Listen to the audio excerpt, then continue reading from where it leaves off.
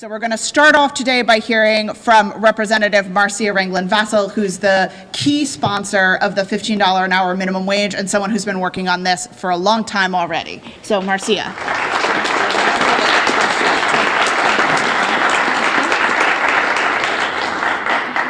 right, hold close to your mouth. Thank you, Georgia, and thank you to everyone who's here.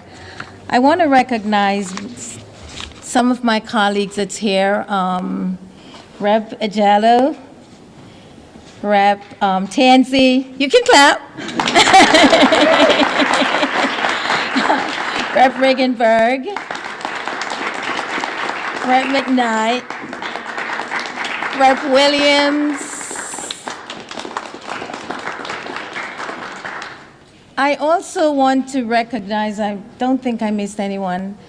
I want to recognize my colleagues with sponsors here as well. Senator Golden, Senator Clarkin, and my seatmate, Rep. Donovan. Thank you so much for being here. My name is Marcia Ranglin-Vassell, and I represent District 5, that's Charles, Elmhurst, and Woonsocket. One of the primary reasons that I am here in this State House is because I am here fighting for peace, justice, and equality. The primary cause of gun violence in the state of Rhode Island and in Providence is poverty and structural racism. I firmly think that we can get past that by investing in the core urban areas.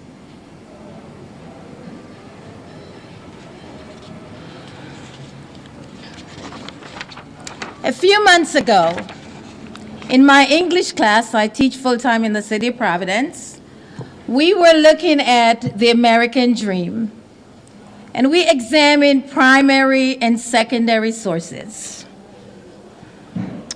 To conclude the unit, one of my students wrote an essay about the American dream, but he talked about the elusive American dream. As I read that essay, and we asked our students to use lots of sensory details. As I read the essay, my student wrote in great detail. He chronicled opening his cupboard at home, and there was no cereal, no canned goods, no nothing. Absolutely nothing to eat. Those words still haunt me today. We can help families in Rhode Island, and we can do that right now by passing a $15 living wage. It is not okay.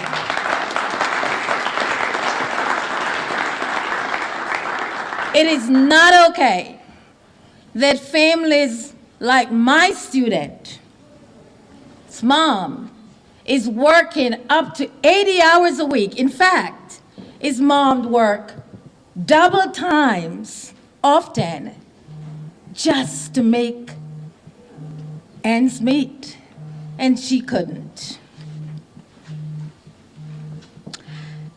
Some will say, let them pull themselves up by their own bootstraps. But people who care about justice, just like everyone in this room, will say, you can't pull yourself up by your bootstrap if you can't buy boots. You can't do that. You can't do that. That's why we're on this battlefield, and we are fighting tooth and nail.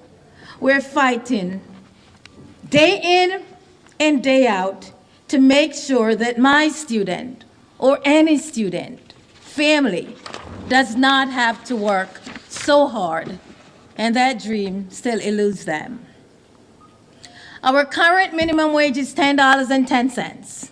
It's a good start, but it falls below what a single person needs to get their basic needs met.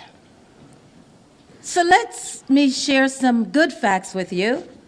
Raising the wage to $15 an hour will impact 165,000 Rhode Islanders who are going to feel really good about themselves.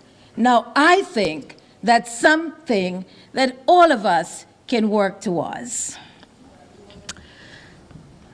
I've had a lot of conversations over the last year and a half with small businesses who are very concerned that raising the minimum wage is going to have adverse effects on their businesses. But I urge them to consider a couple things.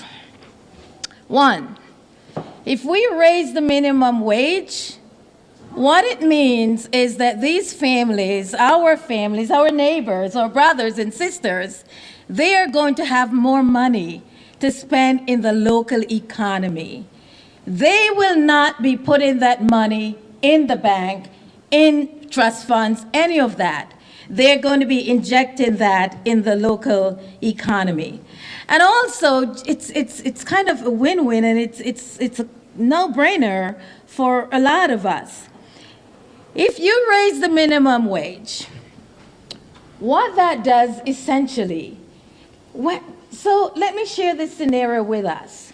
When we go to work and we work, if we're adequately compensated, we feel good about ourselves, right?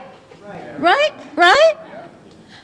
So if we raise the minimum wage for people and they make money where they can pay their bills, they don't have to be using credit cards to buy food, they're going to feel really good about that, because they're no different from us, right? We want to take care of our families. So their self-esteem is going to rise, right? Productivity is going to increase, and they're not going to call out too often. Thank God we have earned sick time, right? We have that. So it's a win-win for all of us. In conclusion, I'd just like to say let's get our moral compass in check. Let's increase the quality of life for all Rhode Islanders. We must end gun violence by eliminating the root cause of gun violence, which in my mind and in many people that are forward thinkers' mind, we know the root causes, or one of, or a couple of them anyway, are poverty and structural racism. Let's fight. Thank you for your time. Thank you for staying on the battlefield of justice. We are not going away anytime. Thank you.